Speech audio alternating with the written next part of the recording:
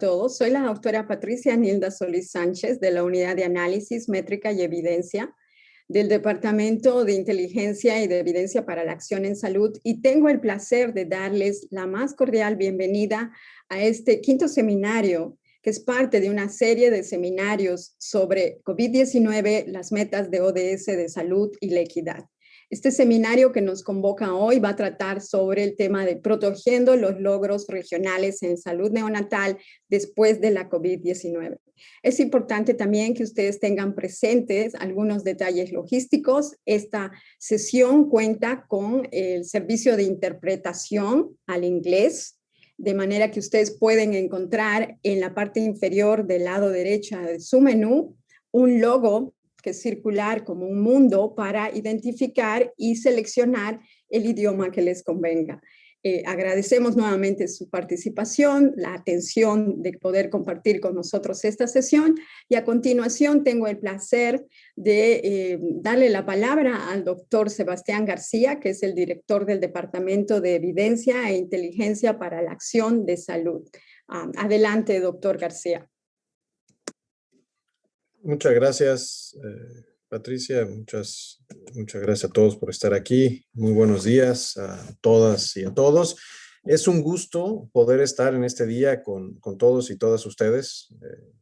Es un gusto saludarlos nuevamente en el marco de este quinto seminario virtual de la serie sobre COVID-19, los objetivos de salud, de los objetivos de desarrollo sostenible y la equidad, el cual hemos desarrollado conjuntamente con el Centro Latinoamericano de Perinatología, Salud de la Mujer y Reproductiva, CLAP, bajo el título Protegiendo los logros regionales en salud neonatal después de la COVID-19.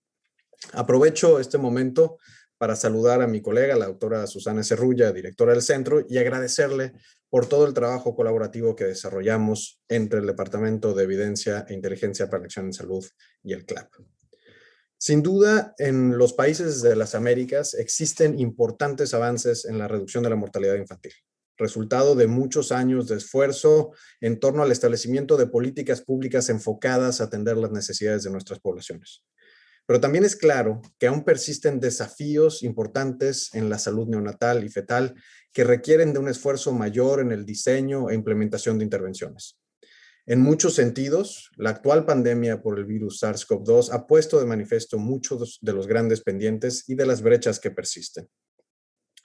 Para lograr conocer con más detalle los desafíos en la salud de las poblaciones y también en el caso de la salud neonatal, que es el tema que hoy nos convoca, se necesita contar con datos e información con oportunidad, con la calidad necesaria y en el formato adecuado, para que realmente pueda constituirse como información útil y así influir en la toma de decisiones en salud, ya sea a nivel nacional o subnacional o incluso si hablamos a niveles regionales y globales.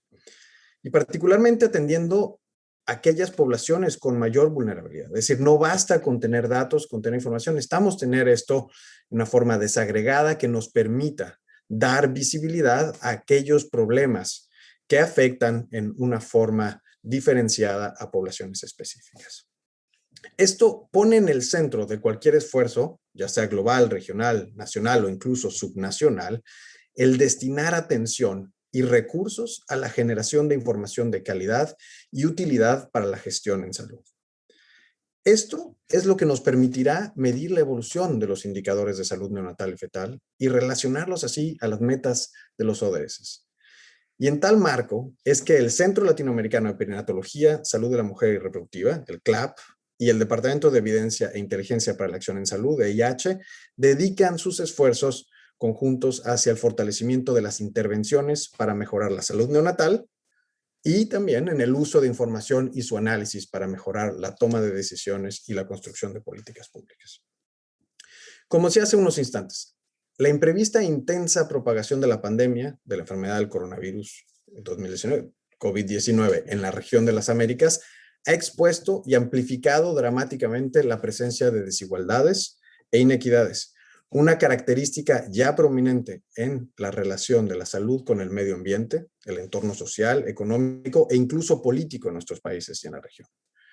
Las pruebas que se acumulan en la región apuntan a reconocer un impacto socioeconómico profundo y diferencial a corto y largo plazo, con consecuencias potencialmente graves para la salud de las poblaciones y sobre todo para la distribución equitativa de las oportunidades de salud y el bienestar de todas las edades. Todo ello con grandes implicaciones precisamente hacia el objetivo 3 de la Agenda 2030 para el Desarrollo Sostenible, que se encuentra basado en la promesa de no dejar a nadie atrás. Este es el centro de la sesión que tendremos hoy y en la que discutiremos aspectos relacionados con la salud neonatal antes y después de la pandemia, justamente hacia la construcción de los caminos que nos lleven al desarrollo de un contexto postpandémico. En primer lugar, el doctor Pablo Durán, del Centro Latinoamericano de Perinatología, Salud de la Mujer y Reproductiva, hablará sobre los desafíos en salud neonatal entre pre y post pandemia desde la perspectiva de derechos, seguido por el doctor Óscar Mujica, del Departamento de Evidencia e Inteligencia para la Acción en Salud, quien desarrollará la presentación titulada Disminuir las desigualdades en salud neonatal, la fórmula para acumular capital humano. Y finalmente, la doctora Nidia Cruz, coordinadora infantil de la División Salud Materno-Infantil y Adolescente del Ministerio de Salud Pública en República Dominicana, nos compartirá la experiencia en el programa Canguro en República Dominicana. Agradezco muchísimo a todos nuestros panelistas por su participación y el compartir con nosotros esta rica experiencia. A la doctora Patricia Solís le agradezco por una inmejorable conducción en este encuentro y, por supuesto, también a todos los que han hecho posible este seminario, todos los que hacen posible que nos podamos reunir con el uso hoy de las tecnologías digitales, dar continuidad a un programa muy importante que tenemos en la región y, por supuesto, también a todos ustedes por sumarse a estos esfuerzos y estar esta mañana con nosotros. Sin más, yo regreso el micrófono a la doctora Patricia Solís y les agradezco a todos su atención durante estos minutos. Muchas gracias. Adelante, Patricia. Muchas gracias, doctor García. Como bien lo menciona, ahora vamos a ir a la sesión con 3 ponencias y posteriormente en las ponencias vamos a tener alrededor de 20 minutos para preguntas y comentarios. Y en ese sentido, les extendemos una invitación para que ustedes incluyan sus preguntas, comentarios, utilizando el recurso que también se encuentra en la parte inferior, que es Q&A, que es para preguntas y respuestas. Por favor, incluyan ahí los comentarios que quieran compartir con nosotros y también las preguntas que les surjan cuando escuchemos a los panelistas. Agradecemos a todos los colegas que ya de distintos países nos están colocando sus saludos y que por supuesto se han dado el tiempo para compartir este importante seminario. Vamos a dar la palabra al doctor Pablo Durán, que es el primer panelista, y es importante que mencione que el doctor Pablo Durán es asesor regional en salud perinatal de la Organización Panamericana de la Salud, basado en el Centro Latinoamericano de Perinatología, Salud de la Mujer y Reproductiva, CLAP, del Departamento de Familia, Promoción de la Salud y Curso de Vida desde el 2010. El doctor Durán es médico, doctor en medicina, especialista en salud pública, pediatría y epidemiología, con más de 30 años de experiencia internacional en investigación, en docencia, también en formulación y evaluación de intervenciones y programas en salud y nutrición materno-infantil. Adelante, doctor Durán.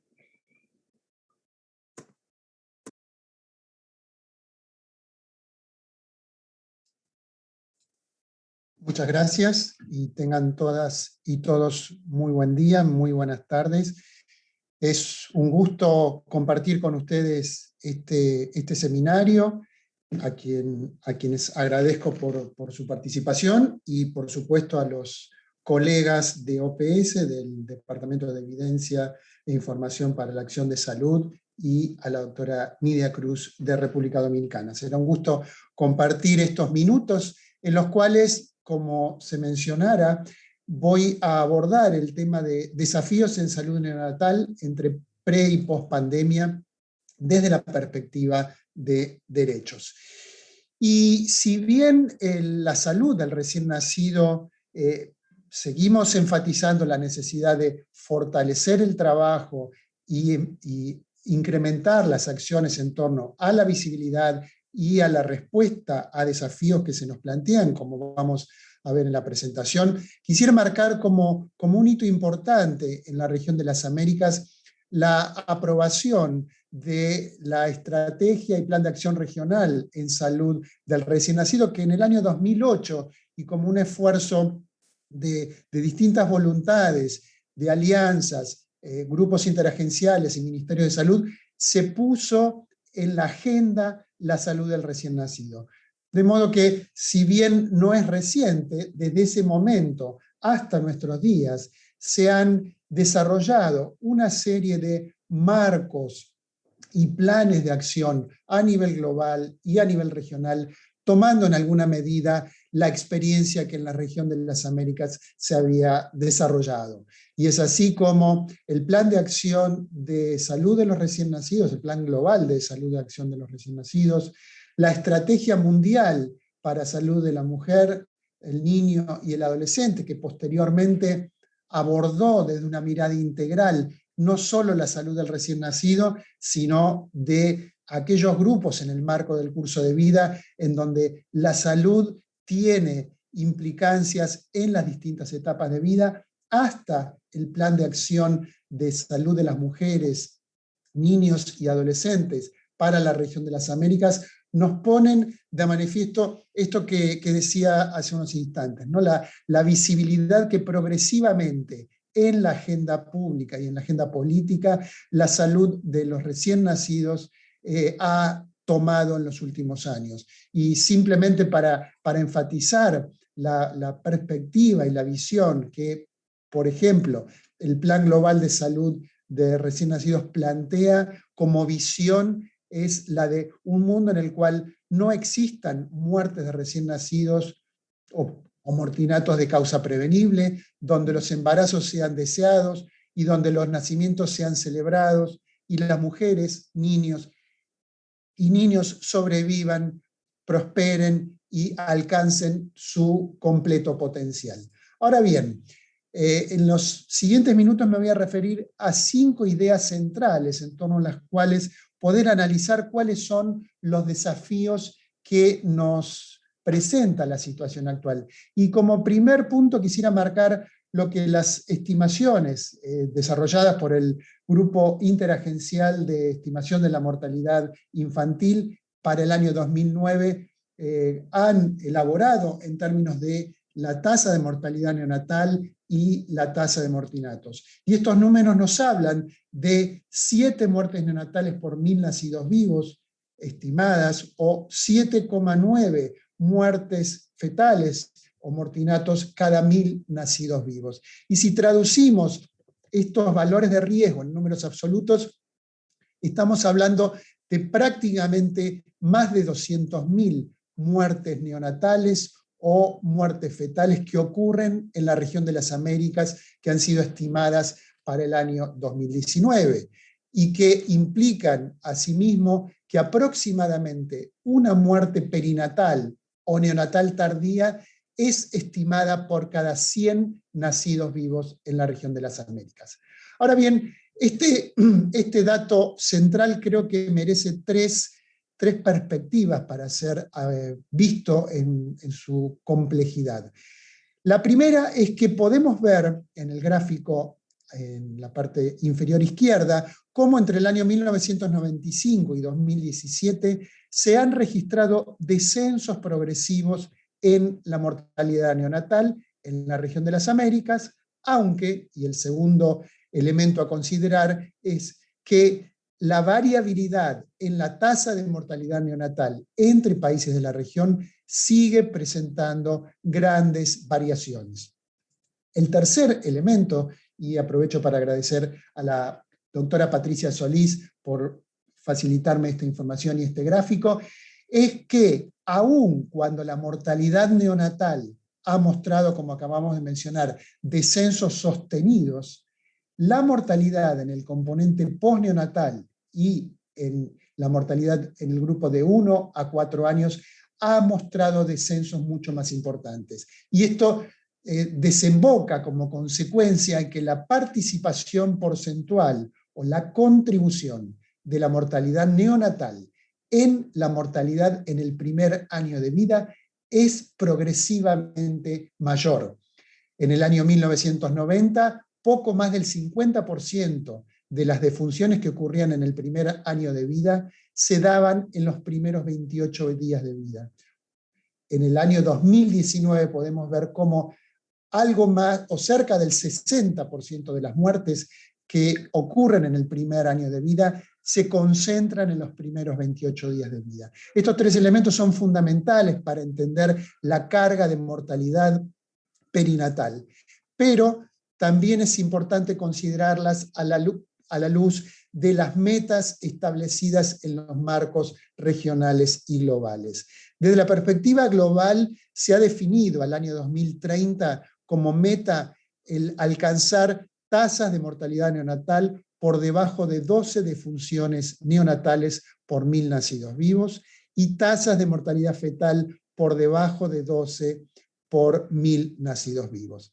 Esta situación, como acabamos de ver, con una tasa regional de 7 por 1000 nacidos vivos, estaría desde esa perspectiva alcanzada.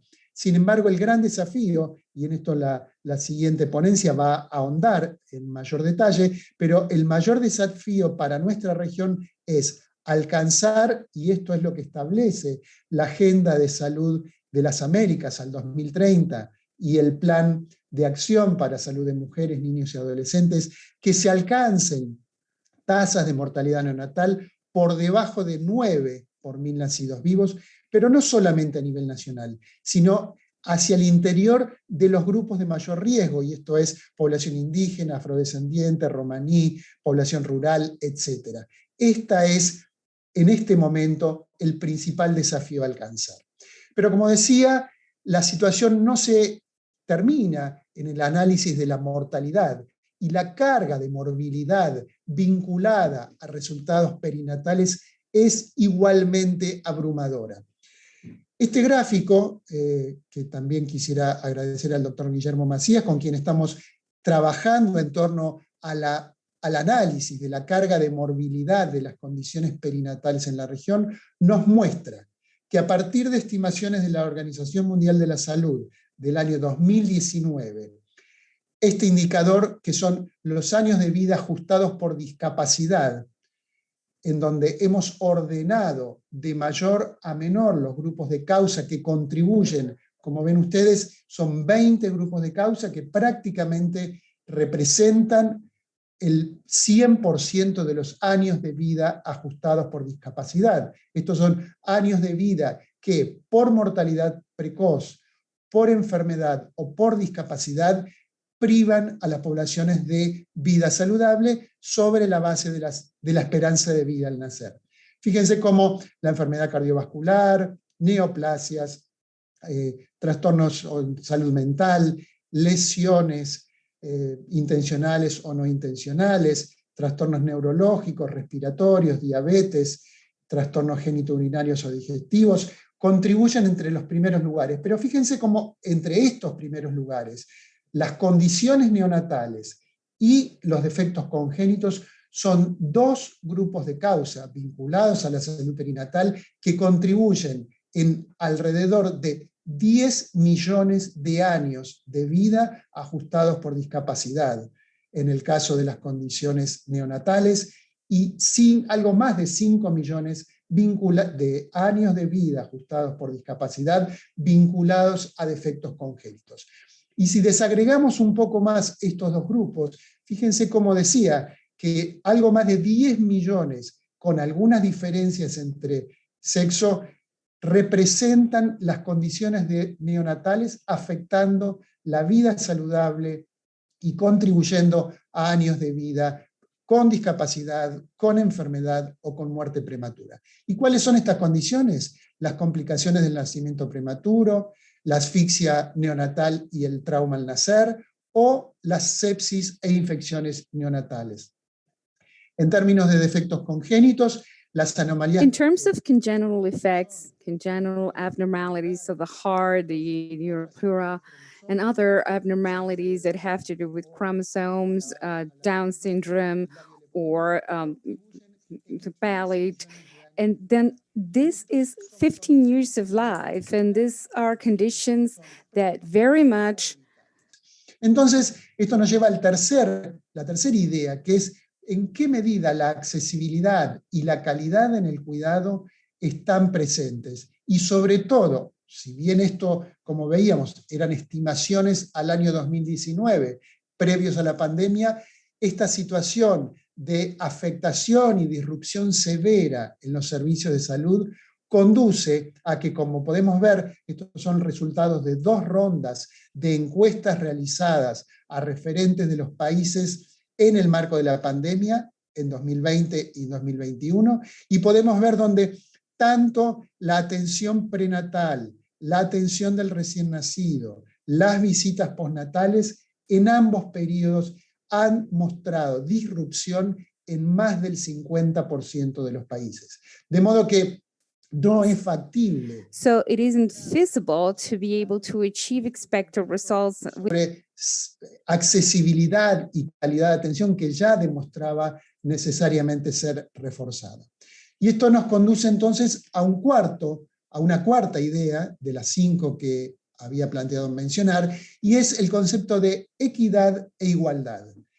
No me voy a referir en este momento a equidad, como dije antes, pero sí pensar que de las muertes neonatales y perinatales, de las condiciones que contribuyen a la carga de enfermedad y discapacidad, sabemos, como mencionamos, que la prematuridad, que sus complicaciones, que los defectos congénitos exponen a los niños a la necesidad, a mayores riesgos y a la necesidad de cuidados especiales.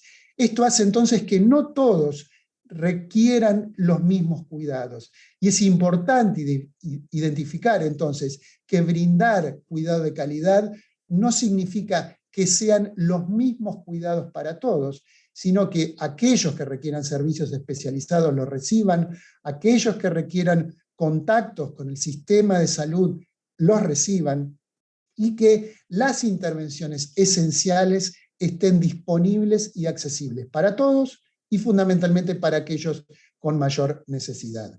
El año pasado lanzamos una guía de práctica clínica para el seguimiento de recién nacidos prematuros y gravemente enfermos, desde la perspectiva global con la Organización Mundial de la Salud y UNICEF y otros socios. Hemos desarrollado lineamientos para transformar el cuidado a recién nacidos prematuros y gravemente enfermos, y este artículo, publicado la semana pasada por el grupo de la Organización Mundial de la Salud en la implementación inmediata del cuidado canguro, que nos muestra, fíjense qué valor tan importante, en recién nacidos de entre 1.000 y 1.800 gramos, que han recibido cuidado canguro en forma inmediata luego del nacimiento, han reportado menos riesgo de mortalidad a los 28 días. De modo que intervenciones de probada evidencia, sin costo, están disponibles para revertir y resolver lo que veíamos anteriormente.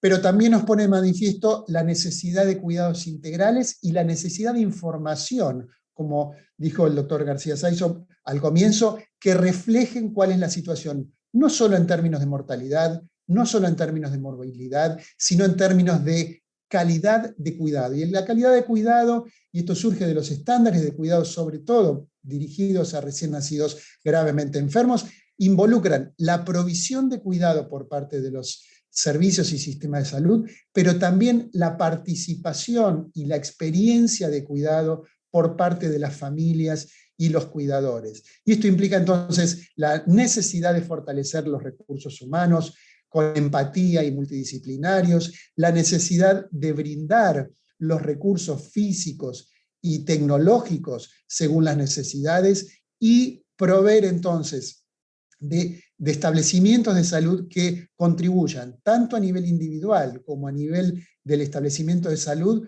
a los resultados óptimos esperados.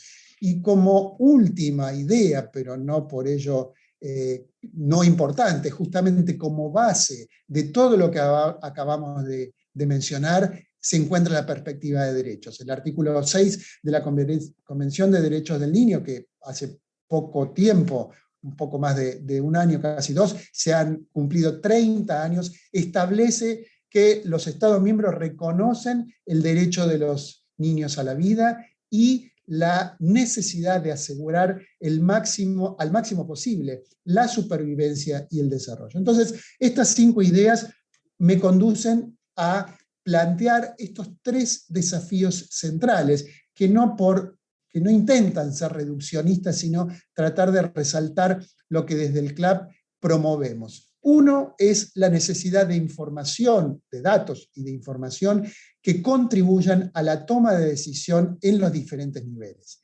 La necesidad de análisis para establecer metas y el consecuente análisis del logro de esas metas, no solo en términos de mortalidad, sino en términos de morbilidad. La necesidad de implementar auditorías y análisis de muertes perinatales para valorar los procesos de atención, la necesidad de establecer mecanismos y sistemas de vigilancia de la mortalidad, que muchos países están implementando en distintos niveles, pero que requieren ser fortalecidos. Este como primer desafío.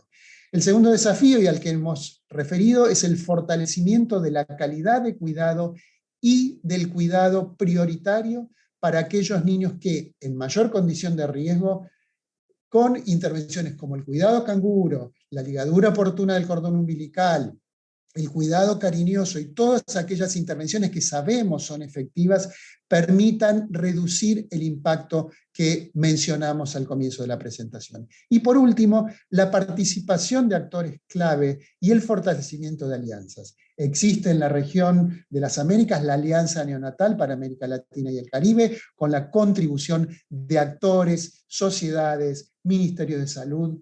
Hace poco menos de una semana nos hemos reunido con asociaciones de padres de bebés prematuros que trabajan apoyando y compartiendo la experiencia como familias que han tenido que cuidar a sus bebés prematuros, y ellos también es importante que formen parte de este proceso de cuidado. Con esto entonces agradezco nuevamente la disposición y su atención, y cierro mi ponencia reforzando entonces estos tres desafíos: fortalecer la generación de evidencia con perspectiva de equidad, el fortalecimiento del cuidado de calidad y la participación activa de todos los actores. Muchas gracias.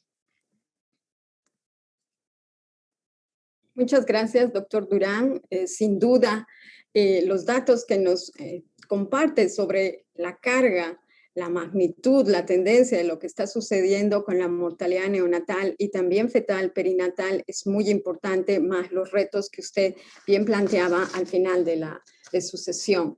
Ahora vamos a tener la segunda ponencia a cargo del doctor Oscar Mojica. El doctor Oscar Mojica es asesor regional de epidemiología social y equidad en salud de la Unidad de Análisis, Métricas y Evidencia del Departamento de Evidencia e Inteligencia para la Acción en Salud de la OPS, aquí en la sede en Washington, D.C., desde 1997.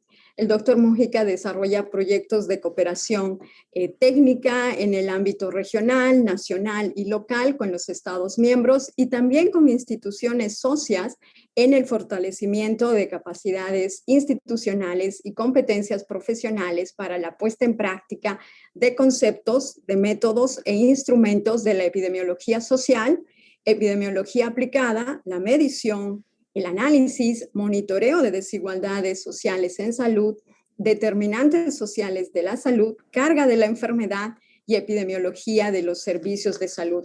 Agradecemos nuevamente a todos los que están participando, que ya están incluyendo comentarios y preguntas que vamos a resolver después de la tercera ponencia. Nuevamente, gracias a todos. Adelante, doctor Mojica. Muchas gracias, doctora Solís. Muy buenas tardes o días. Para todos, un saludo muy especial para todos los países y las personas, los colegas que están conectados en este quinto webinario. Es un placer para mí y un privilegio estar acompañándolos en esta serie. Yo agradezco a los organizadores por haberme invitado a presentar este tema. Y quiero decir que he cambiado un poquito, como se van a dar cuenta, el título de la presentación. Originalmente decía disminuir las desigualdades en salud o sociales en salud, y yo creo que lo que tenemos que hacer es eliminar, y no las desigualdades, sino las inequidades en salud. Uno tiene que reparar la injusticia, y esencialmente eso es lo que tenemos que hacer.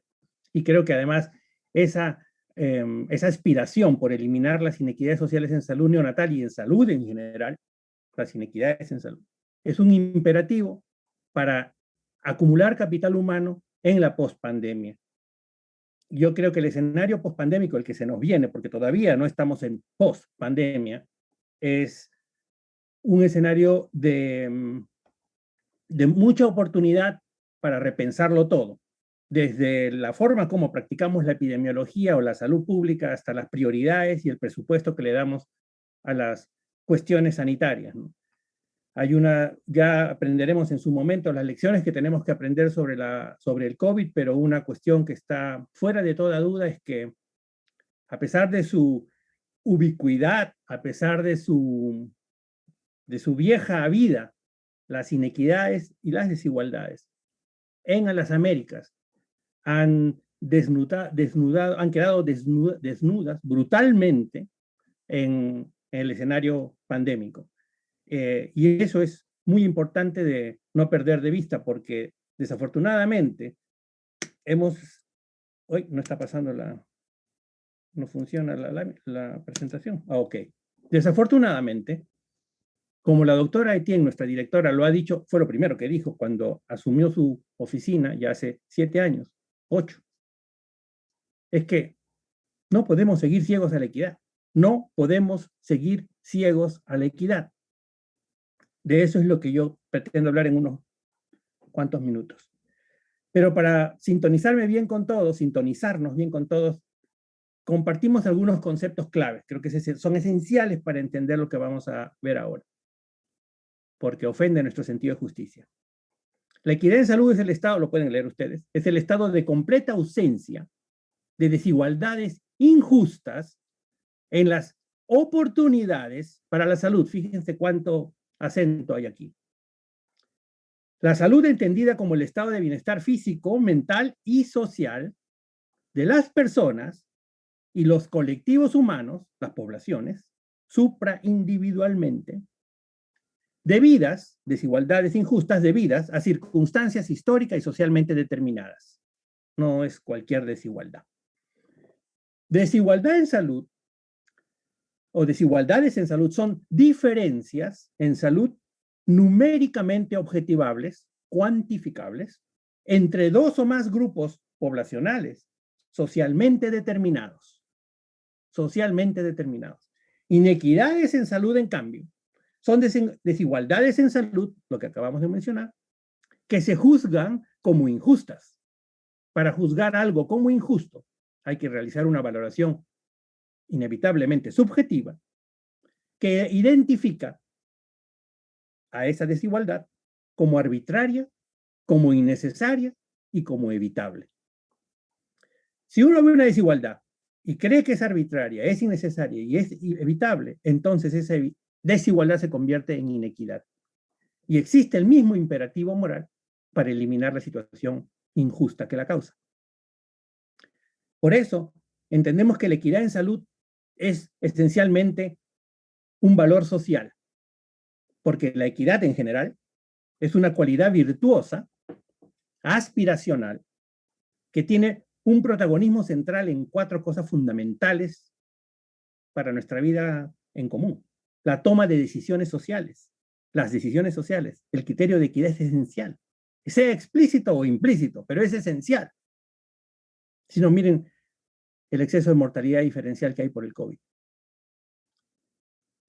Ayer en mi país se acaba de hacer público eso, ¿no? 180.000 muertos por COVID confirmados, en contraste con los 60.000 o 69.000 que se conocían. 3 veces más.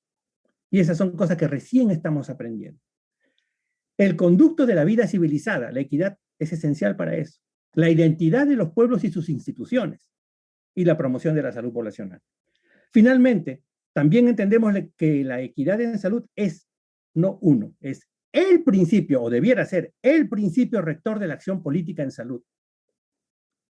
La equidad en salud es el fundamento central, toral, central, nuclear, racional, para la realización de la misión de la salud pública como práctica social, que es satisfacer a plenitud los intereses de la sociedad en asegurar las condiciones por las cuales todas las personas pueden ser saludables. Entonces, bajo ese contexto, miren lo que está pasando aquí. La mortalidad neonatal entre los países de las Américas, ordenados en función a una variable social que tiene que ver además con capital humano. Es el Índice de Desarrollo Sostenible. El Índice de Desarrollo Sostenible es una construcción hecha por la OPS, muy parecido al Índice de Desarrollo Humano, pero sin la esperanza de vida, que es una variable de salud, y que captura las tres dimensiones con las que se definió políticamente en la reunión de Río, la cumbre de Río, hace más de 10 años, el desarrollo sostenible. La dimensión económica, la dimensión social y la dimensión ambiental. De hecho, no hay desarrollo sostenible si no tiene esas tres dimensiones abarcadas. Entre países, solo entre países. Miren, en el quinquenio del 2000 al 2004, 5 años, aquí están los 5 quintiles de países de las Américas según su desarrollo sostenible, comenzando por el que tiene menor desarrollo sostenible, el que está socialmente más vulnerable, digamos así, hasta el quintil más alto. Y ustedes ven algo que a Michael Marmot le tomó 35 años en documentar fuera de toda duda, la gradiente de salud. Conforme mejora la posición social en los países, se reduce la mortalidad neonatal. En el siguiente quinquenio es la misma historia. En el quinquenio 2010-2014 también es la misma historia. Y en el último quinquenio, hasta el año prepandémico 2019, también. Hay ciertamente algunos cambios importantes. Uno puede ver, por ejemplo, que en todos los 4 quinquenios analizados, para cada uno de los quintiles, siempre ha habido una reducción. Y de hecho, si vemos más, la reducción ha sido más grande en el quintil de países socialmente más desaventajados. La reducción el salto ha sido de 2 niños muertos neonatales, 2 neonatos muertos menos por cada 1000, cada 4 años, o 5, ¿ve? De 21 pasa a 19, de 19 pasa a 17, 17 pasa a 14, 15. O sea, 2 menos por 1000. Mientras que en el grupo más aventajado, esa reducción obviamente es más pequeña. Y eso prácticamente ha ocurrido en todos, pero el bottom line, el elefante en el room, como dicen acá, the elephant in the room, lo obvio es que hay una profunda desigualdad, hay gradientes de desigualdad, que están además determinados, no condicionados, no influidos, determinados por las desigualdades sociales. Y saben que nuestra región de las Américas es dolorosamente la región más desigual, no solo en la distribución del ingreso, la plusvalía, de las oportunidades sociales. Por eso el COVID nos ha golpeado tan fuerte y tan desigualmente. Esta información, que es entre países, la podemos ver también de esta manera. Esto es mucho más sofisticado analíticamente, pero son las llamadas curvas de regresión de la desigualdad absoluta. Lo que se ve aquí es contando todos los países según la gradiente definida por el Índice de Desarrollo Sostenible, el nivel de inclinación de la desigualdad se pasa desde la situación, el 0 significa la posición social relativamente más desventajosa, los países más pobres, los que tienen menos educación, los que tienen menos desarrollo ambiental, hacia el 1, que son los países que están mejor. Conforme vemos en primer lugar la gradiente, otra vez cuanto más inclinada, peor. Lo que vemos, esto es una noticia positiva, es que conforme ha pasado el tiempo en los 20 años que llevamos de este milenio, la gradiente se ha ido horizontalizando. Y eso siempre es bueno, eso significa que se ha reducido la desigualdad absoluta. Sobre todo a expensas de una reducción en el grupo más desaventajado, que es lo que debería ocurrir. Esto está muy claro. Si vemos, en cambio, la desigualdad relativa, en términos relativos, ¿cuánto ha mejorado, vamos a decirlo bien claro, cuánto han mejorado los más pobres respecto a la mejora de los más ricos? Ahí ven unas curvas de concentración de la desigualdad. Les digo, ahí hay 4 curvas, pero apenas se ve una. ¿Por qué? Porque no se redujo la desigualdad relativa. Fíjense, para el 20% más pobre de países de la región de las Américas, en todos estos 20 años, se sigue concentrando casi el 40% de toda la carga de mortalidad neonatal. Cuando lo equitativo sería que a ese 20% se le acumulara solo el 20% y al 50% solo el 50%, la línea de equidad o equidistribución. Allí no hemos tenido ninguna mejoría. Y esto es muy importante porque, a diferencia de la desigualdad absoluta, que suele caer, como estamos viendo, cuando en promedio regional la mortalidad cae, la desigualdad relativa solo mejora, solo se diagonaliza, o sea, se acerca a la diagonal, solo se diagonaliza cuando la velocidad con la que se reduce la mortalidad neonatal en los grupos más pobres es más alta que la velocidad con la que naturalmente se reduce la mortalidad neonatal en los más ricos. Que no podamos ver un cambio tan marcado en la desigualdad relativa habla mal de nuestros esfuerzos de focalización. Hay que hacer más. Esto todavía lo podemos ver, fíjense que son los mismos datos, Lo podemos ver de otra manera. Esta es la tendencia de la desigualdad entre países. Fíjense que el gráfico es un poquito raro porque es una escala negativa. Negativo significa que se concentra en los socialmente más desaventajados, en los más pobres. Y la meta de equidad es 0. El índice de desigualdad de la pendiente, que es esta métrica que resume en un solo numerito la magnitud de la desigualdad, debería ser 0. 0 es equidad. Estamos bastante lejos de 0, como pueden ver esta curva de los países. Sin embargo, vemos que se está acercando la región hacia el 0. Todavía le falta un montón por recorrer, pero se está acercando. En esos 20 años ha pasado de 21 negativo a 11. 21 significa 21 niños muertos por cada 1000 nacidos vivos. Perdón, 21 neonatos muertos por cada 1000 nacidos vivos en exceso, debido a la diferencia en el desarrollo sostenible entre los países menos desarrollados y los más desarrollados, a 11 niños muertos en exceso. Eso es una buena noticia porque se está reduciendo la desigualdad, repito. De hecho, se ha reducido a la mitad la brecha absoluta. No es una brecha, es una gradiente absoluta porque toma en cuenta toda la información disponible. Y esto es con la desigualdad relativa que, como les digo, prácticamente no ha cambiado. Esas son sus bandas de confianza o de incertidumbre. Prácticamente no ha cambiado. Es decir, nos hace falta concentrar nuestros esfuerzos en los territorios, en los espacios poblacionales donde se está concentrando la mortalidad. Pero esto no debería habernos llamado la atención, ni el COVID tendría por qué haber abierto nuestros ojos de la manera tan brutal como nos ha abierto, porque este es el legado sanitario y social de los ODM en las Américas, y antes de los ODM, de los Objetivos de Desarrollo del Milenio, para los que ya no se acuerdan, ya no nos queremos acordar de eso, los Objetivos de Desarrollo del Milenio, del 2000 al 2015, que pidieron, por ejemplo, estas 3 cosas que ven aquí. La mortalidad materna, había que reducir su valor del año 90 al 2015 en 3/4. No lo conseguimos. Estaba en 100, bajamos a 50. Pero se bajó la mitad. No está mal. Pero no se consiguió el objetivo. Bueno, mortalidad de la niñez decía que teníamos que reducir 2/3 el valor que teníamos en el 90 al 2015. Teníamos 45, bajó a 15, bravo. Cumplimos. Con la tuberculosis, lo que decía la meta, hay que revertir la incidencia. O sea, la curva hay que revertirla. Bueno, lo conseguimos, estaba en 60 o en 56 y bajamos a 28, a la mitad, ¡bravo! Entonces todo el mundo queda feliz con eso. El problema es que somos ciegos a la equidad, hemos sido ciegos a la equidad. Y no nos debe sorprender porque los ODS, los Objetivos de Desarrollo Sostenible, aunque hablan mucho de la equidad y de la indivisibilidad y de no dejar a nadie atrás, todos sus indicadores son promedios, y de hecho son promedios globales. Si viéramos las curvas de concentración de la desigualdad entre países para cada uno de estos, miren ustedes, en estos, no 15, 25 años, del 90 al 2015, la desigualdad no se movió. No se movió. Y por ejemplo, tenemos que más de la mitad de la carga de tuberculosis, de incidencia tuberculosa en las Américas, se concentra en el 20% de países con menos desarrollo sostenible. Perdón, desarrollo humano aquí, desarrollo humano.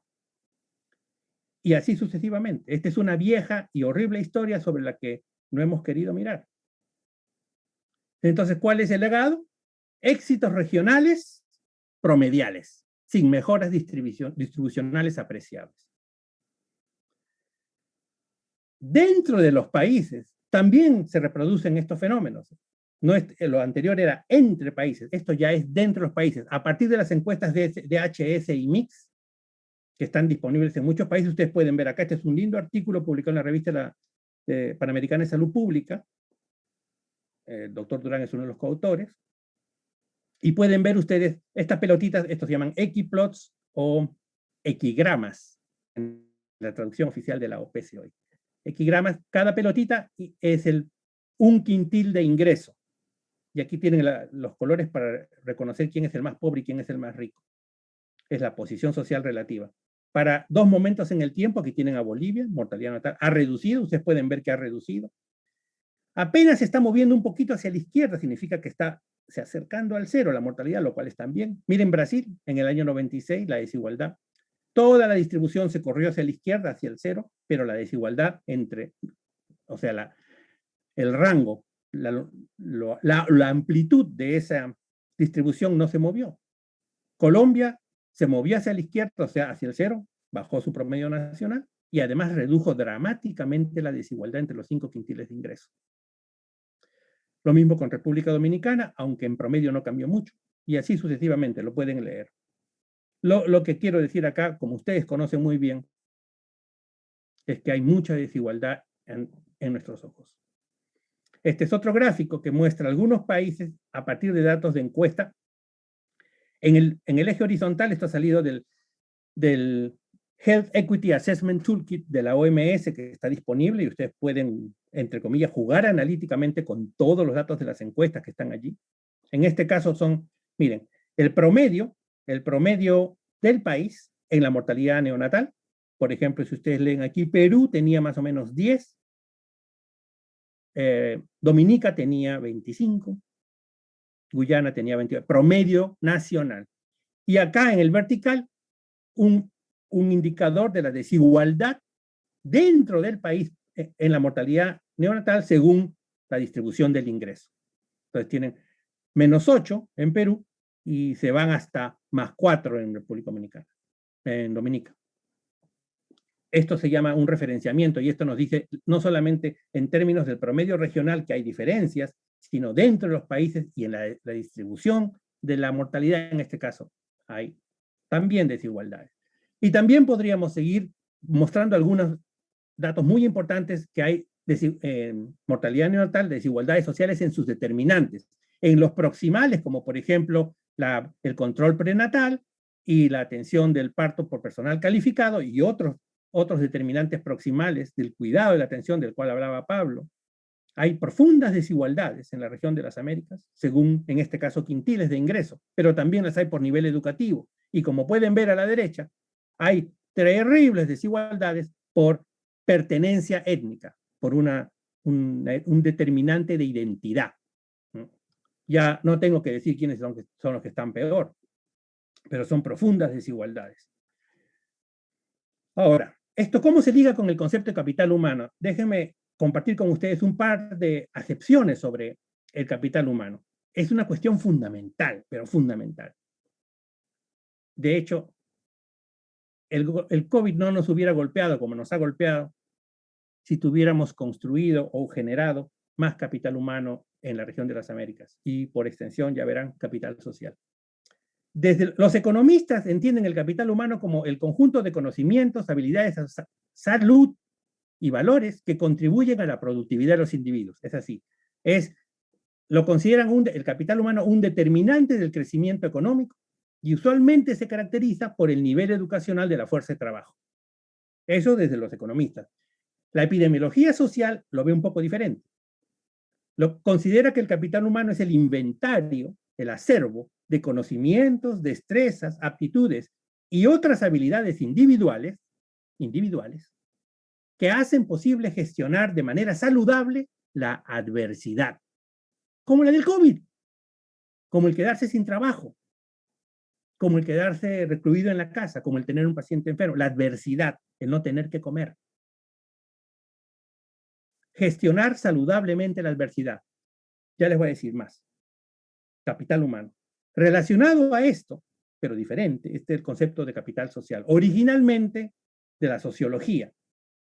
Y aquí agradezco a Auriel Solar, que me ha hecho pensar mucho últimamente sobre esto. Desde la perspectiva sociológica, el capital social se define como la habilidad de las personas y de las familias para obtener recursos gracias a su pertenencia a redes y otras estructuras sociales. Fíjense si no es importante en el COVID. Y desde la perspectiva de la epidemiología social, otra vez un poco más amplio, es un bien público, no es una cuestión que habite en los individuos, es colectivo. es la reserva de recursos sociales compartidos y factores contextuales basada, la reserva, en normas de reciprocidad que genera cohesión social, credibilidad y confianza en las instituciones y preocupación general por el bienestar del otro, solidaridad. Eso es capital social. Fíjense ustedes, esta es la gradiente de mortalidad neonatal según Capital Social en las Américas en el año 2019, justo antes de la pandemia. Aquí se ven un poco alejados estos puntos, pero esto se ha hecho con una regresión ponderada por el tamaño de la población y además con una regresión log lineal para tomar en cuenta esto que se llama el efecto de la utilidad marginal o rendimiento decreciente. Lo que se ve aquí es muy claro.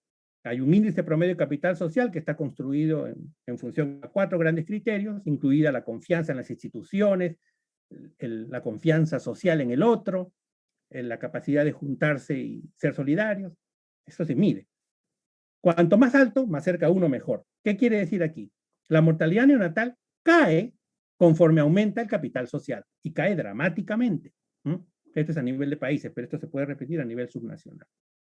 Es muy importante lo del capital social. Ahora, el capital humano es central en los primeros años de la vida, en los 1000 primeros días, se ha dicho, ¿no? Y acá hay una serie de tremendos artículos. El primero, ¿no? La primera serie de Lancet en el año 2003 sobre supervivencia infantil y habla sobre este tema del capital humano. Incluyendo este gran artículo de César Vítora sobre el enfoque de equidad, ya en el 2003, 3 años después de que comienzan a cacarearse los objetivos de desarrollo del milenio.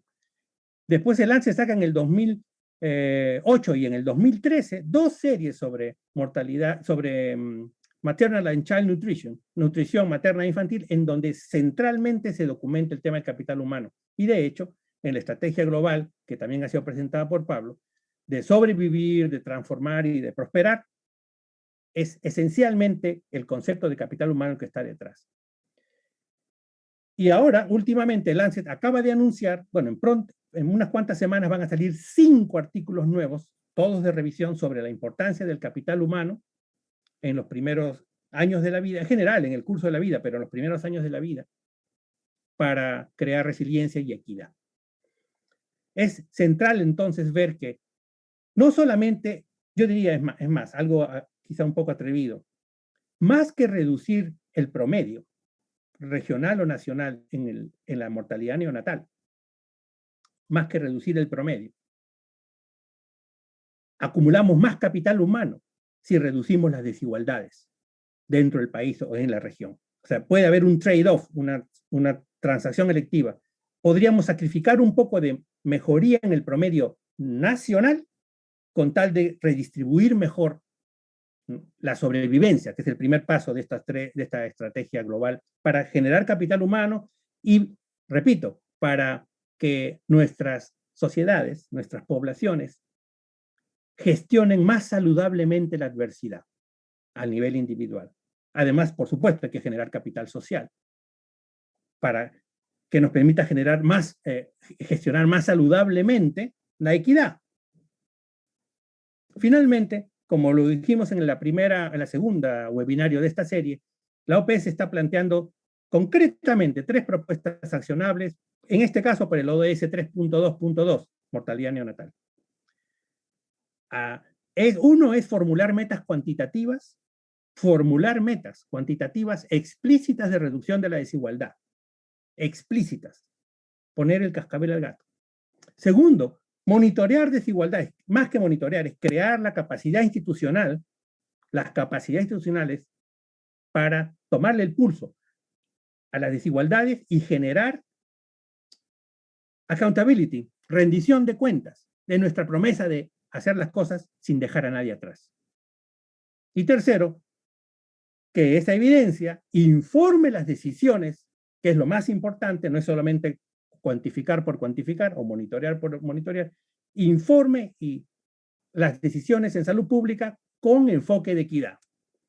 Al final lo que se plantea es eso, no solamente ver si mejoramos o empeoramos en términos de promedio, sino simultáneamente ver cómo cómo mejoramos la distribución, reduciendo la desigualdad o ampliando la desigualdad. Solo podemos tener mejor salud neonatal sin dejar a nadie atrás, si se mejora el promedio y simultáneamente se reduce la desigualdad social. Muchas gracias.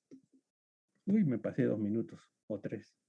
Sorry. Muchas gracias, doctor Mojica. Sin duda, los retos que nos plantea y de hecho el título de no disminuir, sino eliminar es a lo que todos tenemos que primero pensar y luego actuar. Ahora vamos a contar con la tercera y última ponencia. Nuevamente los invitamos a quienes están participando con nosotros a incluir sus preguntas. Ya tenemos varias que están incluyendo en el chat.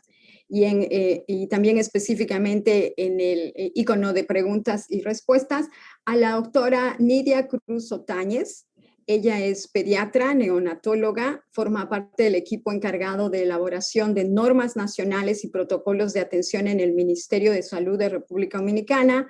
Funge como coordinadora nacional de la Estrategia de Atención Integrada a las Enfermedades Prevalentes en la Infancia, AYEPI, y es actualmente coordinadora en la División de Salud Materno-Infantil y Adolescentes del Ministerio de Salud Pública de ese país. Muchas gracias, doctora. Adelante.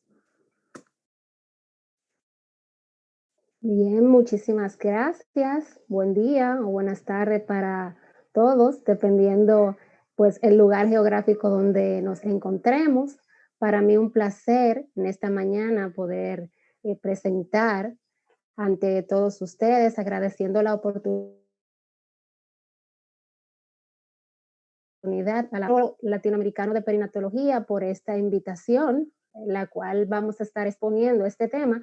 Y pues como mencionaban los panelistas que me precedieron, estamos hablando de las desigualdades, de la mortalidad neonatal. En este caso vamos a hablar de una estrategia, un programa, el cual nosotros hemos venido implementando hace algunos años en la República Dominicana, y vamos a estar compartiendo con ustedes la experiencia del programa Canguro en la República Dominicana. Bueno, pues en estos 15 minutos vamos a tratar de resumir. Para manera de recordatorio, sabemos que el método Canguro es una técnica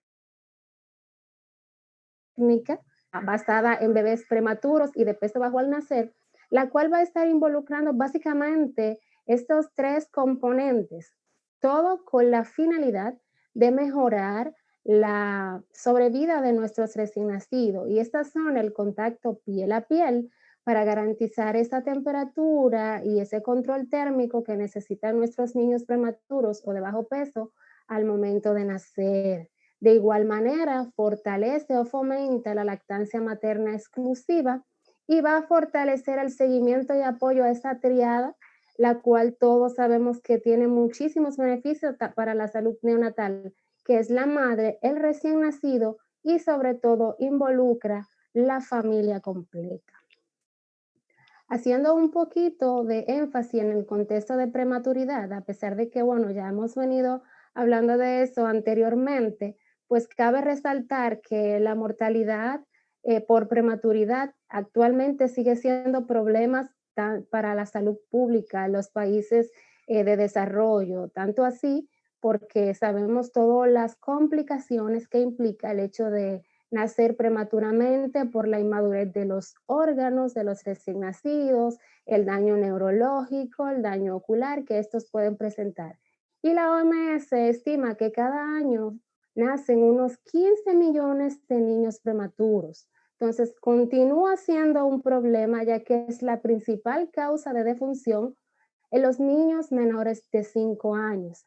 Pero ¿qué pasa? O sea, 3/4 partes de esos niños prematuros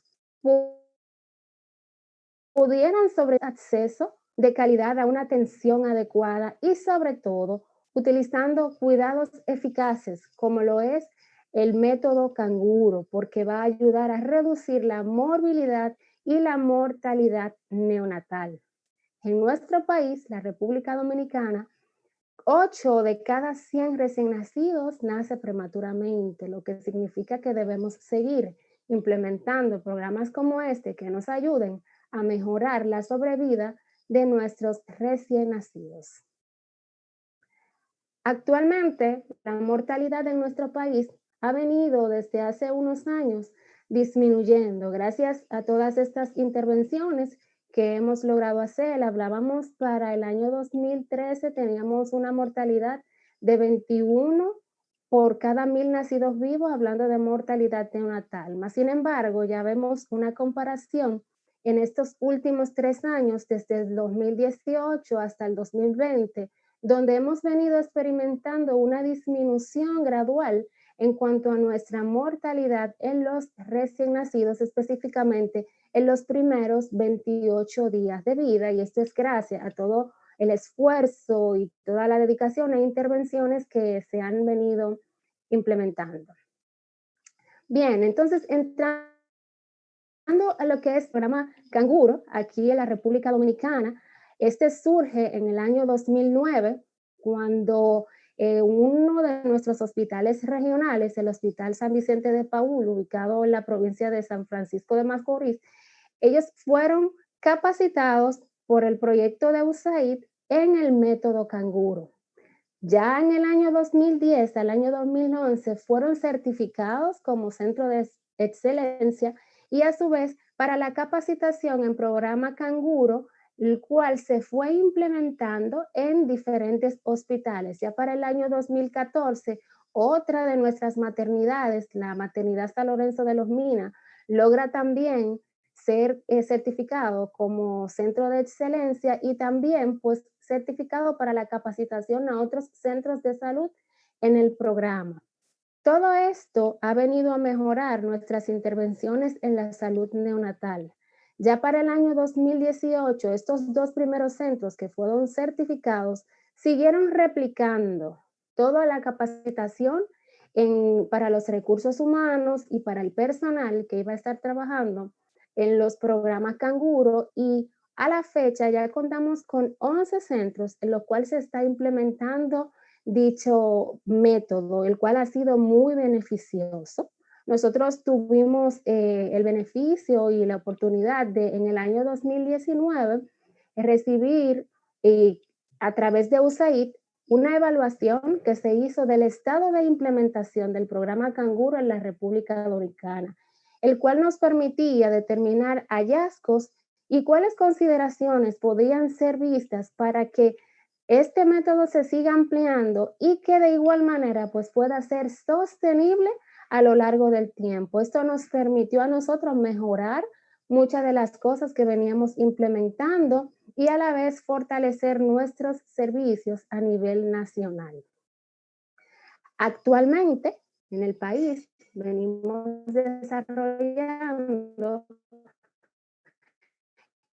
estas 3 modalidades. Están implementadas en todos los centros, sino que algunos cuentan con una modalidad, otros no, pero vamos a todos nuestros centros puedan tener estas 3 modalidades que existen en esta población. Entonces, con la modalidad intrahospitalaria permitiendo desde la unidad neonatal, aún con nuestros recién nacidos ingresados. Y esto le permite a la madre ir aprendiendo e ir fortaleciendo ese vínculo entre su niño y cómo lo va a ir manejando. Pero una vez los niños pueden ser egresados desde estas unidades, tenemos la situación de que, bueno, hay algunos que todavía quizás no han ganado ese peso adecuado, y también tenemos madres que viven en lugares lejanos, en los que se le dificulta tal vez tener acceso a un programa Canguro en la comunidad donde vive. Entonces, decidimos pues implementar el alojamiento Canguro, permitirle a las madres tener una habitación en la que pueda quedarse un tiempo cangureando con su niño hasta que ella pues logre adaptarse y el niño pues haya logrado el peso adecuado y las condiciones necesarias para poder pasar a la tercera modalidad, que es el método ambulatorio, el cual lo hacemos a través de citas previas en las consultas y de esta manera pues darle un seguimiento a nuestros niños. Estas 3 modalidades ya la venimos implementando en algunos centros, los cuales pues les voy a mostrar en lo adelante. He aquí una lista, un cuadro de cuáles son los centros hospitalarios en nuestro país que cuentan actualmente con este programa. Así podemos ver en cuanto a la modalidad de atención, en su gran mayoría cuentan con estas tres modalidades, tanto el intrahospitalario, el alojamiento canguro y el ambulatorio. En menor cantidad contamos solamente con la parte ambulatoria, pero estamos trabajando para mejorar esta condición. Estos son los demás hospitales que tenemos. En total, tenemos 11 centros de salud en diferentes provincias que logran dar el servicio a la población. Y también hemos venido implementando la estimulación temprana. Ya sabemos todo el daño neurológico que pueden tener estos niños y esto pues le va a beneficiar en cuanto a esas habilidades motrices, tanto fina como gruesa, que ellos deben lograr a través de un personal capacitado para dicha modalidad, el cual nuestros bebés puedan salir beneficiados y lograr alcanzar a un tiempo adecuado todas esas habilidades e hitos del desarrollo que ellos necesitan. He aquí una imagen de cómo están organizadas estas áreas de estimulación temprana. Pues lamentablemente no todos los centros que tenemos actualmente cuentan con una sala así integral para poder brindar esta atención a los niños, pero en su gran mayoría sí ya están identificadas, se está brindando el servicio y hemos logrado poco a poco ir fortaleciendo nuestros servicios de programa Canguro a nivel nacional con la intención pues de seguir replicando e implementando, que le quise traer justamente porque fortalece ese vínculo de la madre, del niño y de la familia. Pues hemos tratado de integrar a los padres, a los tutores, a los familiares en este cuidado.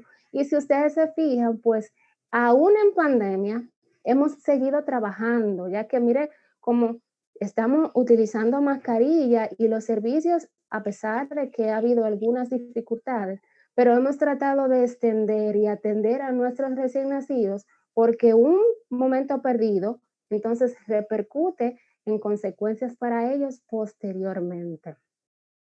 Nosotros también el año pasado, 2020, para julio, logramos sacar y lanzar esta normativa nacional cuando en el 2019 se realizó la evaluación a través de USAID. Estábamos en proceso de elaboración y una debilidad de la que teníamos era esta, que aún no teníamos a mano esa normativa desde el Ministerio de Salud Pública que nos permitiera tener una atención adecuada en los servicios de programa Canguro. Pues ya gracias a Dios, a pesar de todas las cosas dificultades tal vez que tuvimos, pero logramos lanzarlo y publicarlo. Está en la página digital del Ministerio de Salud Pública de la República Dominicana, la cual es de acceso a todos los servicios de salud para que puedan implementar de una manera adecuada y oportuna este servicio que nos fortalece mucho la atención a nuestros niños. Entonces, ¿qué pasó realmente cuando pues todos los países nos vimos afectados por el COVID-19 y servicios tan importantes como este también se vieron afectados, a pesar de que tuvimos que implementar algunas estrategias y modalidades de atención para no cerrar definitivamente estos servicios y que nuestros niños puedan seguir recibiendo atención. Todos sabemos de que hubo una limitación de recursos humanos en los centros de atención. Esto también impactó los programas canguros. Aquí en República Dominicana hubo la necesidad de seleccionar algunas maternidades en las cuales está el programa y fueron destinadas solo para pacientes con COVID. Entonces, esos niños, esos programas tuvieron que utilizar otras modalidades de atención fuera de lo que normalmente se hace para poder dar seguimiento a nuestros bebés. Una de esas medidas fue el seguimiento telefónico a aquellos bebés prematuros o de peso bajo que necesitaban esa atención directa, implementar algunos métodos para la autorización de los estudios, los procedimientos, a través de consultas virtuales y presenciales. y coordinar de una manera especial el tamizaje oftálmico y auditivo, que todos sabemos que es uno de los pilares que maneja este programa. Hubo uno de los centros en el cual había varios recién nacidos que habían nacido durante la pandemia y eran parte del programa. Entonces hubo que hacer coordinaciones especiales de esto. Puedo contar la experiencia de que en un centro tenían 23 recién nacidos en esta modalidad, no se había podido hacer el chequeo oftalmológico. Y bueno, pues hubo 3 niños que tenían daños a nivel de la retina y que afortunadamente se pudo hacer un diagnóstico oportuno y recibieron su cirugía. De igual manera, 2 niños con problemas auditivos que ya hoy en día cuentan con sus audífonos. Todas estas son de las experiencias bonitas y que nos hacen aprender de que los servicios no pueden cerrar, tienen que continuar, porque estas secuelas pueden ser de por vida si nosotros no la tratamos oportunamente.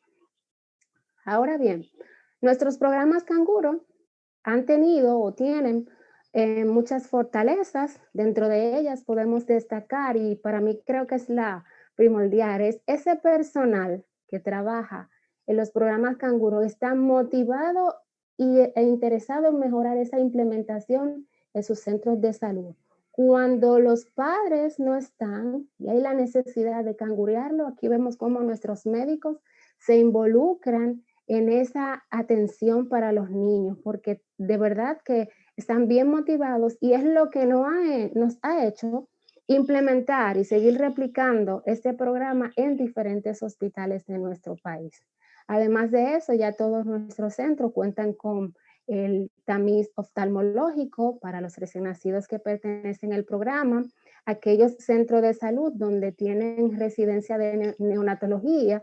Se ha implementado de que estos residentes vayan rotando por estos programas para que una vez son graduados, pues puedan implementar y seguir replicando hacia los lugares donde ellos se van a trasladar. Y como le mencionaba, contamos con un protocolo de atención nacional para los programas canguro en todos nuestros centros de salud que vayan a ir implementando.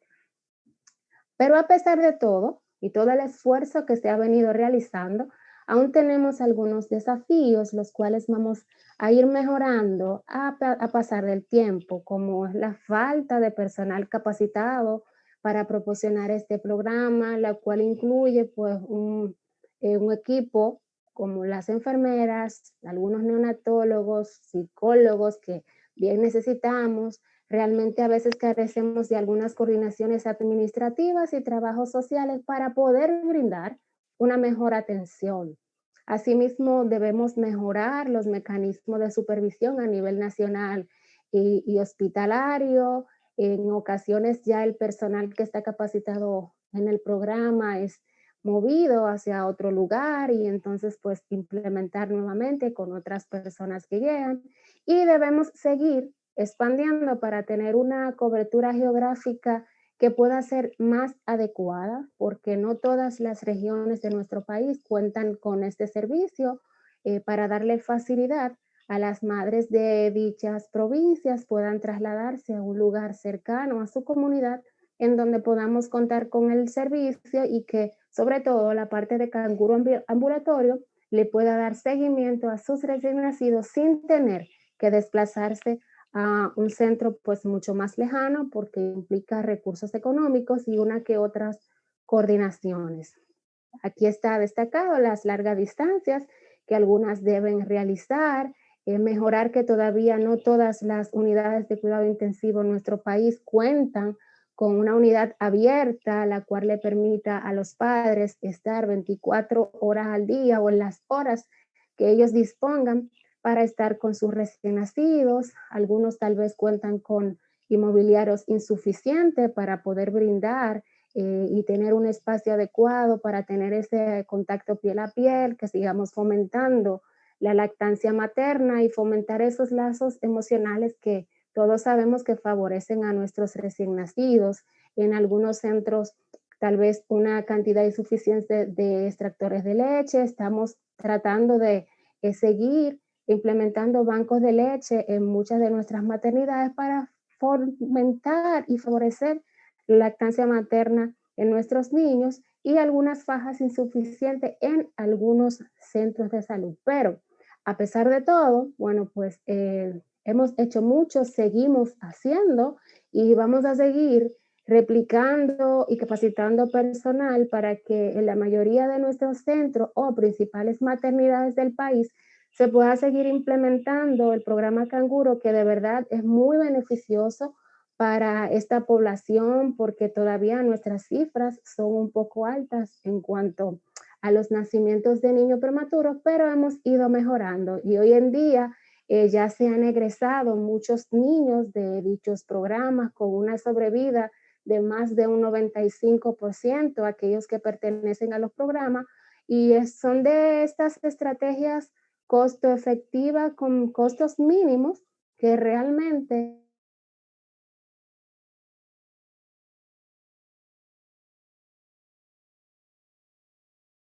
hablaba Pablo. Muchísimas gracias por su atención. Esperamos que le haya sido de beneficio nuestro programa Canguro en el país. Muchas gracias, doctora Cruz. Sin duda, nos ha sido muy interesante todo el trabajo que han realizado y de hecho ya habían unas preguntas en el chat sobre a qué se refería esta estrategia que es tan conocida y tan importante, ¿no? Y que muchos países están implementando ahora.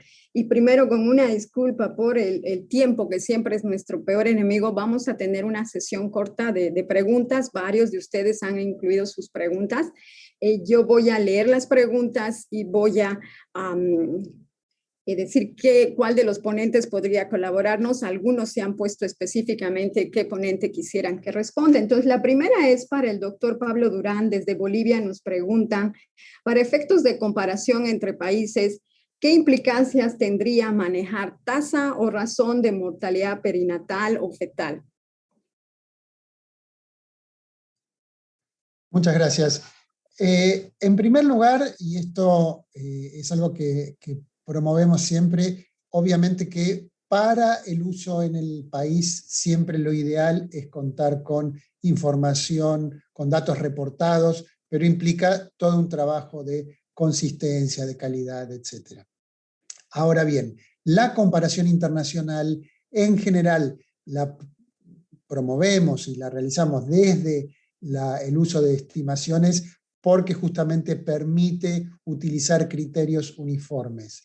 De todas maneras, vuelvo a decir, cada abordaje, ya sea como datos reportados o como estimaciones, tienen pros y contras, pero en virtud de la pregunta coincido en que para la comparación internacional, tanto fetal, perinatal o neonatal, las estimaciones hoy son el medio que tenemos para valorarlo. Gracias. Muchas gracias. Al doctor Oscar Mojica, me gustaría que compartiera su punto de vista sobre esta pregunta. ¿Los avances en la reducción de las muertes neonatales se pueden considerar desiguales por el subregistro de muertes perinatales y neonatales de algunos países de la región? Gracias, Patricia, y muchas gracias por la pregunta. Yo creería que Patricia está mejor todavía calificada para comentar sobre esto. Me parece una pregunta muy importante. Respuesta corta, sí. Yo creo que el tema no solamente del subregistro de la mortalidad, sino de las deficiencias en la calidad del registro, en la determinación de la causa, etc., son determinante proximal de las desigualdades que observamos en mortalidad neonatal. Sabemos además que los problemas de calidad y completitud del registro de la mortalidad en general está asociado con otros determinantes de las desigualdades de salud. Por ejemplo, es mayor en los países con menos ingresos, es mayor en los países con menos nivel de educación alcanzado, es menor en los países que tienen más bajas coberturas de saneamiento o de agua. Es decir, es un determinante. Pero resolver el problema del subregistro de la mortalidad no resuelve el problema de las desigualdades. Lo más probable es que solamente las acentúe, las haga más visibles, las haga más extremas. Definitivamente es un tema súper importante. Lo mencionaba el doctor Sebastián García en sus palabras introductorias. Con el asunto de la ley, nosotros no queremos medir por medir ni esas cosas, ¿no? Pero es necesario monitorear las desigualdades en salud. Uno de los aspectos, para informar bien las decisiones de política al respecto, pero uno de los aspectos centrales de inversión para ir avanzando hacia esa propuesta es justamente invertir en la calidad de los sistemas de información, de los datos, de los registros y por supuesto en el talento humano, ¿no? Necesitamos ir fortaleciendo y puliendo nuestras competencias analíticas para el monitoreo de las desigualdades. Muchas gracias, Patricia. Gracias. No, sin duda, es un enfoque complementario de la calidad de la información y es algo que siempre promovemos como una estrategia de evaluar qué es lo que sucede específicamente tanto en el componente fetal como neonatal en términos no solo de números, sino de todas las variables y por supuesto de la causa de defunción. Ahora, esta pregunta me gustaría que la responda el doctor Pablo Durán, que nos dé con la experiencia que tiene, ¿qué impacto tiene y tendrá en la salud de las madres y los recién nacidos la restricción al contacto entre ambos y su familia debido a la pandemia y todo lo que nos ha causado? Muchas gracias y excelente pregunta y difícil de responder. Sí sabemos efectivamente que la falta de contacto, la imposibilidad de contacto que se estableció sobre todo al comienzo de la pandemia no es ni recomendable ni sustentada en la evidencia y mucho menos beneficiosa ni para la madre ni para el recién nacido. De modo que aun cuando no tengamos hoy evidencia acerca de cuál es el impacto real en el marco de la pandemia, sí sabemos que, vuelvo a decir, no es beneficioso ni hay justificación para la separación del recién nacido y su madre. Ahora, quisiera aprovechar y agregar un elemento más, y esto es algo que desde CLAP venimos trabajando y abogando desde hace mucho tiempo. En las unidades de cuidados intermedios o intensivos, no en todos los servicios de salud y no en todos los países los padres, las madres, los padres, los familiares están habilitados a estar con sus bebés y son considerados visita, ¿no? Y sabemos y desde nuestra perspectiva recomendamos que no sean considerados visitas. Tanto el bebé, la niña, el niño y su familia tienen el derecho y el beneficio de interactuar. De modo que más allá de la pandemia también es un aspecto que debe sostenerse porque ya era algo visibilizado previo a la pandemia. Gracias. Gracias.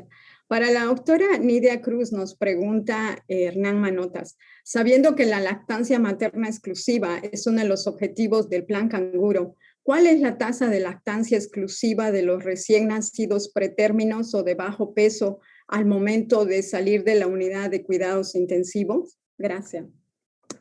Bien, muchísimas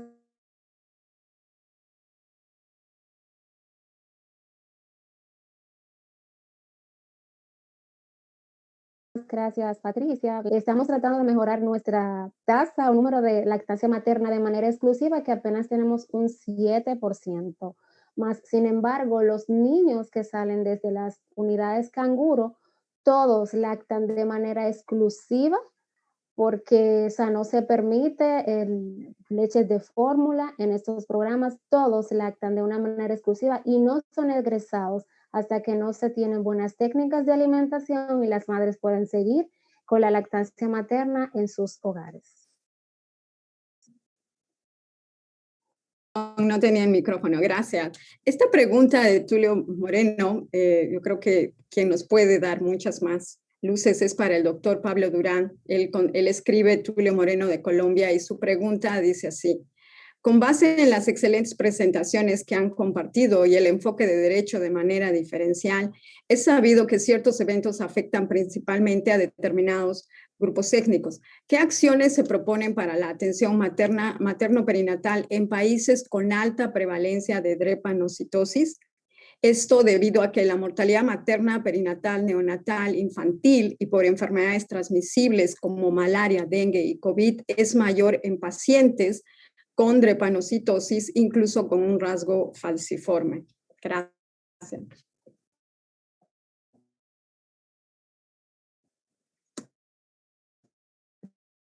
Excelente pregunta.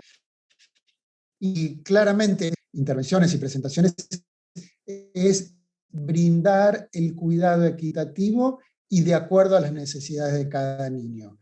Desde el CLAD, OPS, promovemos, como decíamos, un seguimiento, tamizaje y control, teniendo en cuenta las necesidades geográficas, étnicas,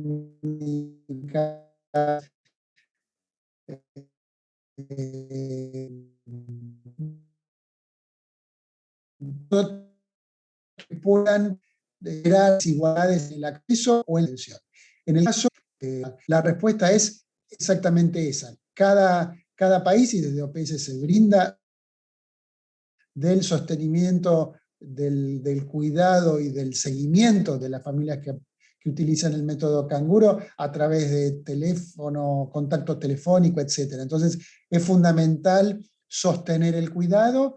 Desde OPS estamos en este momento elaborando una guía para el tamizaje de condiciones perinatales que pueden significar riesgos para el bebé.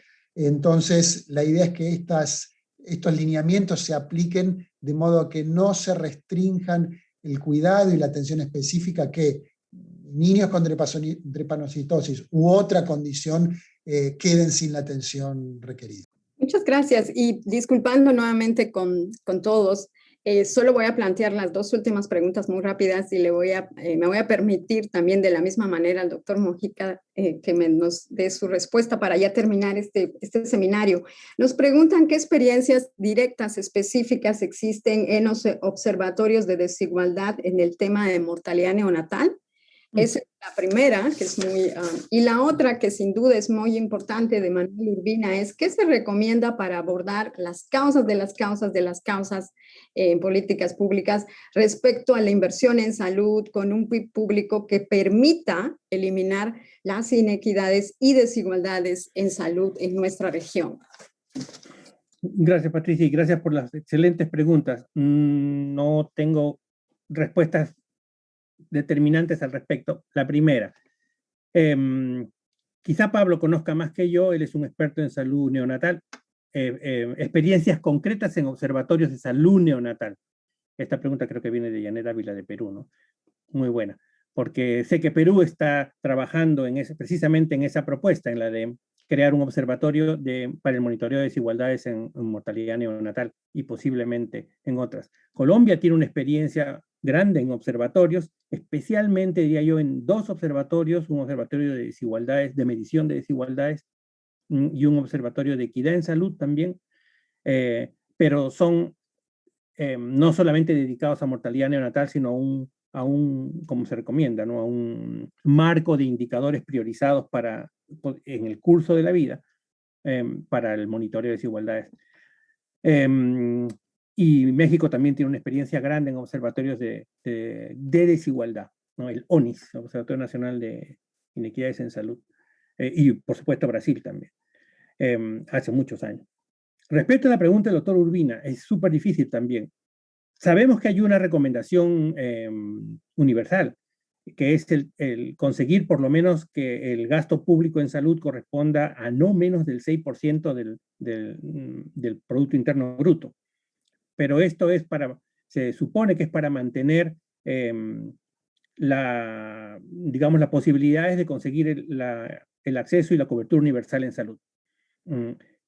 Iba a decir eso. Una de las cuestiones grandes que se recomiendan para mejorar el tema de la acción sobre las causas de las causas, o sea, los determinantes estructurales, tiene que ver con la acción sobre los determinantes sociales de la salud. La forma como es complejo porque las causas de las causas esencialmente se refieren a la distribución del poder, de la riqueza, en la distribución del prestigio.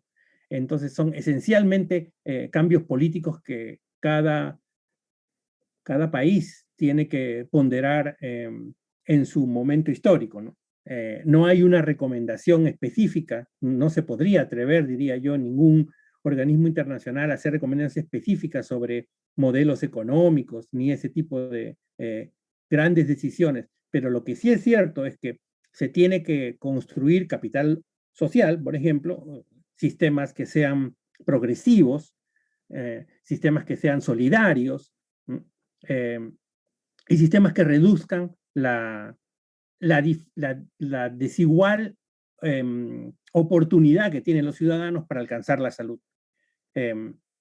Y un aspecto que sí es muy importante, que ha sido muy mencionado, pero también es complicado, es el asunto de la extrema desigualdad del ingreso. Independientemente de los otros grandes y profundos estratificadores sociales que tenemos en nuestra región, comenzando por cuestiones relacionadas al racismo, a la discriminación, ¿no? Al colonialismo, que todavía existe, que son causas profundas de desigualdad, y las desigualdades de género tremendas.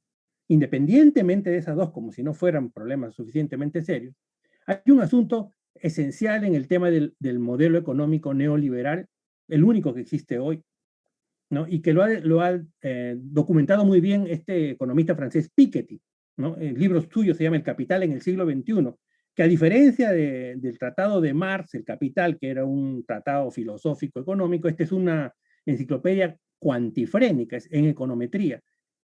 Lo que él demuestra no es que el capitalismo o el modelo de libre mercado sea necesariamente malo. Lo que él demuestra es que tiene un defecto congénito, y el defecto congénito del modelo neoliberal es que reproduce con mucha facilidad extremas desigualdades de ingresos. Habría que ser ciego para no darse cuenta de lo que está pasando en el mundo respecto a eso. Por lo tanto, los gobiernos tendrían que generar algunas salvaguardas que permitan controlar, mantener a raya esas profundas, extremas desigualdades de ingreso. Son cuestiones que le atañen a cada gobierno, por supuesto, pero son cuestiones centrales, son cuestiones centrales. La acción sobre determinantes sociales de salud, la educación posiblemente sea la más importante de todas, que es la que más capital humano genera, y no debería haber desigualdades para eso. Muchas gracias, doctor Mojica. Una disculpa más por el tiempo. A todos agradecemos, sin duda, un tema interesante. Nos han llegado otras preguntas también. Mencionamos que esta sesión está grabada y también vamos a compartir las presentaciones con ustedes. Y ahora tengo el gusto de solicitar la palabra a la doctora Susana Cerrulla, que es la directora del CLAP. Con ellos, nuestros colegas de la organización, nuestros socios de trabajo, tenemos el placer, además de organizar este seminario, de trabajar conjuntamente en este tema como un equipo. Muchas gracias. Por mi parte, yo me despido y le paso la palabra a la doctora Susana Cerrulla. Muchas gracias, Patricia, y muchas gracias a cada uno de ustedes que sigue con nosotros. Ha sido una audiencia enorme y que nos deja muy feliz. Me permitan recuperar algunas ideas para que salgamos de aquí con algunos puntos de acción. ¿Qué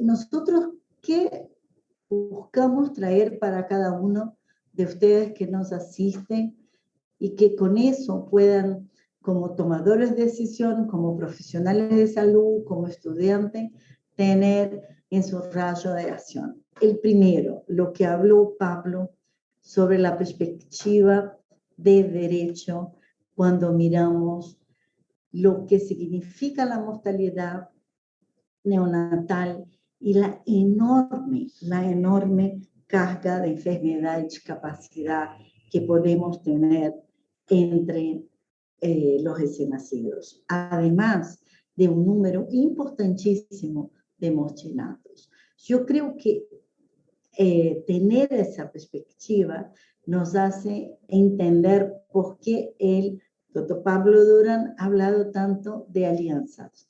Las alianzas son fundamentales. Nosotros tenemos que trabajar con las comunidades, con las familias, con los otros socios, hacer una red de apoyo a cada uno de los recién nacidos, yo iba a decir, de las mujeres embarazadas, para evitar tan alto número de mochinatos y, por supuesto, cuando tenga esta mujer su recién nacido. Así que les digo que que dos temas principales yo creo que Pablo ha traído de manera muy brillante: el tema de los derechos y de las alianzas. Pero no podemos dejar algo que marcó ese seminario y lo repetimos varias veces. Nosotros tenemos un sistema de información perinatal. A los que no conocen, los invito a conocer en nuestra página el sistema de información que permite tener datos. Si nosotros no tenemos datos, no podemos hacer las estimaciones tan bonitas que nos presenta Mujica, no podemos entender la realidad. Paso de lo que Pablo presentó a lo que complementa la mirada de desigualdad. Oscar Mujica nos presentó de manera muy clara que las maneras de estar o no con salud, de enfermarse y morir son muy diferentes, tomando apenas un determinante social y haciendo quinchiles. Nosotros precisamos explotar un poco los significados de eso. Cuando ustedes miran que nosotros estamos en un momento haciendo una discusión de los dos ODS, como habló al inicio Sebastián, discutiendo cómo vamos a lograr lo que ya habíamos logrado, y parece que algo a veces muy importante en algún país, algunos países perdimos, quedamos para atrás y vamos a tener que hacerlo. Y creo que ahí Nidia ha traído algo que me encantó y quiero hacer hincapié. Ahora, en ese momento de pandemia, los servicios esenciales de salud, de los cuales el eje del cuidado es fundamental, deben ser más importantes que nunca. Nosotros vimos lo que, dada en algunos momentos toda la incidencia y la prevalencia de casos, la transmisión, los servicios se quedaron cerrados. Tuvimos por primera vez en la región un número menor de partos hospitalares, de menos atención al momento del nacimiento de recién nacido, que es muy importante. Pero no debemos dejar de implementar más que nunca todas las evidencias que conocemos, todas las intervenciones que son costo efectivas. Y por eso el ejemplo de Madre con Guro es tan importante. Así quiero agradecer la participación de República Dominicana en nombre de Nidia Cruz, porque creo que nos trae la realidad de cómo un país hace una construcción día a día de todo aquello que nosotros podemos analizar, discutir y recomendar, pero solo ustedes en cada país son capaces de hacer con que eso se concrete. Ese conjunto, esos ejes que son continuos entre la implementación de un cuidado basado en evidencia, la información cada vez más acurada, que sea una información que nos permita conocer mejor, hacer un análisis más importante y principalmente una decisión que mire afuera del ambiente de salud, que va para los determinantes estructurales, que pueda entender que no hay capital social más importante en una sociedad que un recién nacido. Ese es nuestro capital social más importante. Un recién nacido es aquello que debemos proteger más que nunca. Así que quiero muchísimo agradecer la presencia de ustedes. Creo que las presentaciones han sido brillantes, están grabadas, ustedes van a poder revisarlas. Vamos a intentar responder todas las preguntas que quedaron en el chat, son muchas y muy interesantes. Y también quería hacer aquí mención especial a Sebastián, que nosotros dos tenemos la felicidad de tener dos grupos dentro del Centro Latinoamericano de Perinatología de CLAP, él dentro del departamento EIH, de liderar un equipo que trabaja de manera muy sinérgica para traer actividades como esta. Entonces, a todos del EIH, a Sebastián en especial, pero Patricia, Oscar, veo aquí Sangüesa, todos que trabajan con nosotros el día a día, nuestro muchísimo obrigado. Gracias. Y también a Pablo, que es del club, es nuestro